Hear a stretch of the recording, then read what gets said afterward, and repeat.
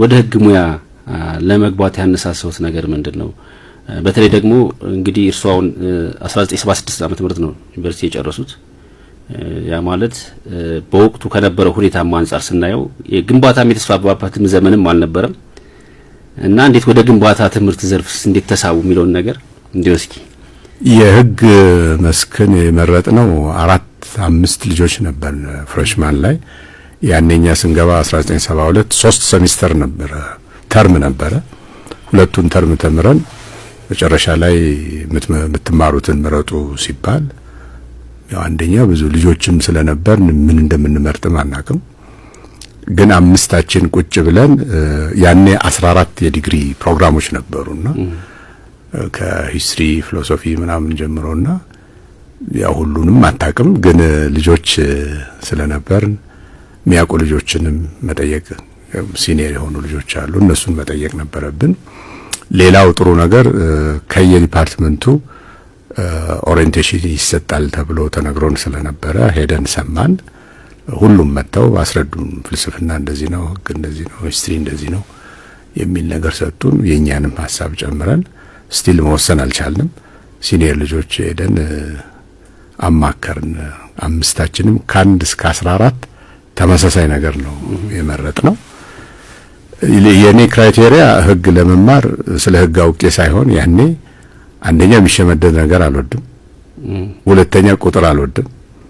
በእነኚህ ሁለቱ ምክንያቶች ያው ብዙ ጊዜም ሎየሮች ቁጥር ስንጠራ በተለይ 4 ዲጂት ከሆነ 2 ቦታ ከፍለን ነው እንግዲህ የዛ ፎቢያ ይመስለኛልና ቁጥር በጣም አልወድም በሁለቱ ምክንያት። እና ያው ከጓደኞቼም ጋር ዲስከስ አድርገን ከ1 እስከ 14 ካለው ውስጥ አንደኛ ምርጫችን ህግ ሆነ።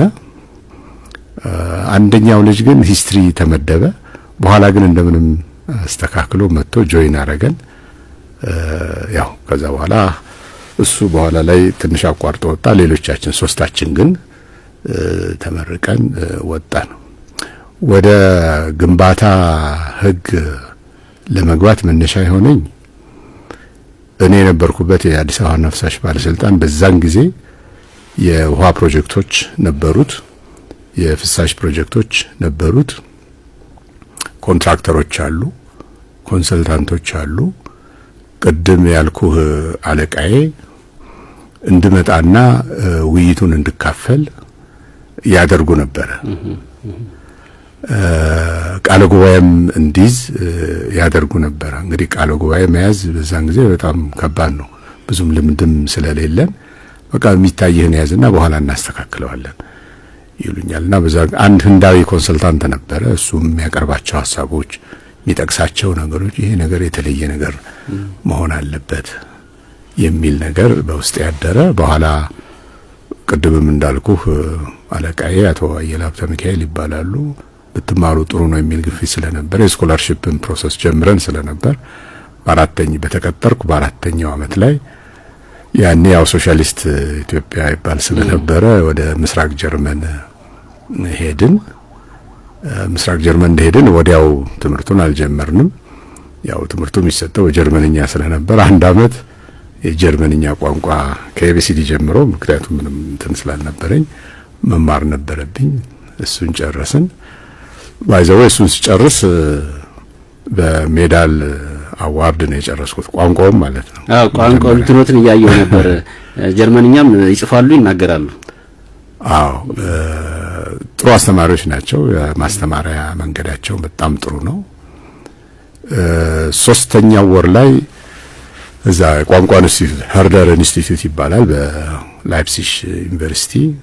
ድሮ የዛን ጊዜ ካርል ማርክስ ዩኒቨርሲቲ ነው የሚባለው፣ ሂስቶሪካሊ ግን ላይፕሲሽ ዩኒቨርሲቲ ነው የሚባለው። በዛ ስር ያለ ተቋም ነው።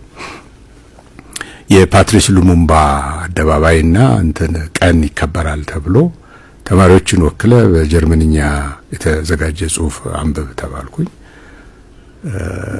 ብርድ ነው፣ ካፖርት ለብሰናል፣ በጣም እንቀጠቅጣል። ግን ያው ጽፎ አምጥተውት ስለነበረ አነበብኩኝ። ጥሩ ነው። በዛ በ3 ወር ውስጥ ማንበብ በጣም ከባድ ነው። ያ ሞራልም ይሆናል።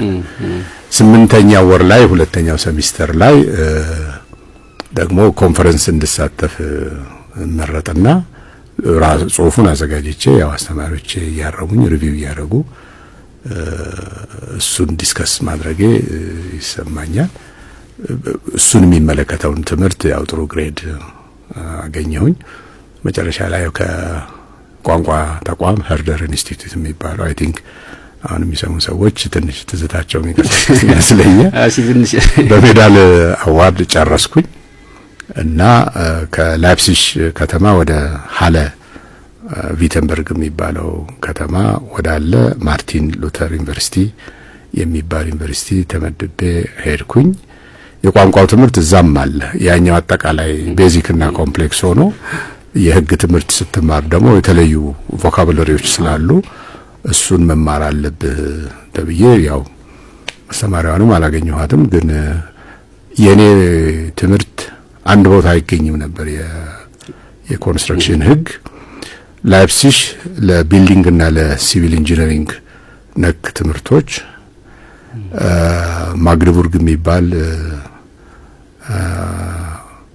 ኦቶ ፎን ጊዮሪክ የሚባል ዩኒቨርሲቲ አለ። እዛ ማግደቡርግ ዩኒቨርሲቲ ለኤሌክትሮሜካኒካል ኢንጂነሪንግ ትምህርት ደግሞ እዛ መሄድ ነበረብኝ። ለኮንሰልቲንግ ኢንጂነሪንግ ትምህርት በርሊን መሄድ ነበረብኝ። ዲስፒት ነክ ለሆኑ በተለይ አርቢትሬሽን ነክ ለሆኑ ደግሞ ፕሮፌሰሩ የሚገኘው ፖትስዳምን ብዙዎቻችን የምናውቀው ይመስለኛል። የሁለተኛው ዓለም ጦርነት ሲጠናቀቅ ያኔ 3 ወይም 4 ሀያላን ሀገራት ቁጭ ብለው ኔጎሽየት ያደረጉትና ጦርነቱን የጨረሱበት ከተማ ነው። እንደዛ ዞር ነበረ።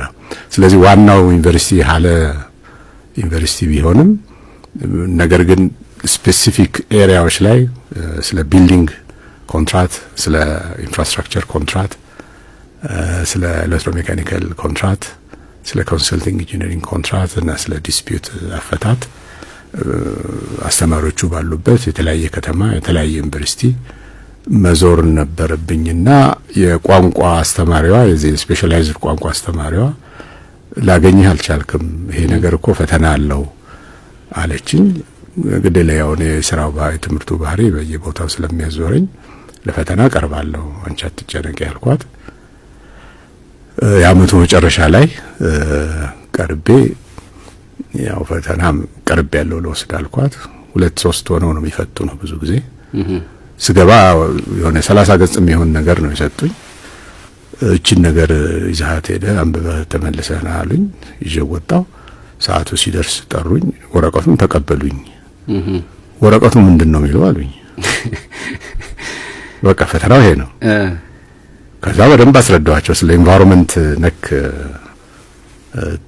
ወረቀት ነውና እሱን ነበር የሚለው እና አስረዳኋቸው በደንብ። ደስ አላቸው። በተለይ አስተማሪዋ በጣም ደስ አላት። እንደዚህ በጣም ትችላለህ። ያው እሱንም በኤክሰለንት ነው የጨረስኩት። ሳልማረው አቴንድ ሳላረግ ማለት ነው።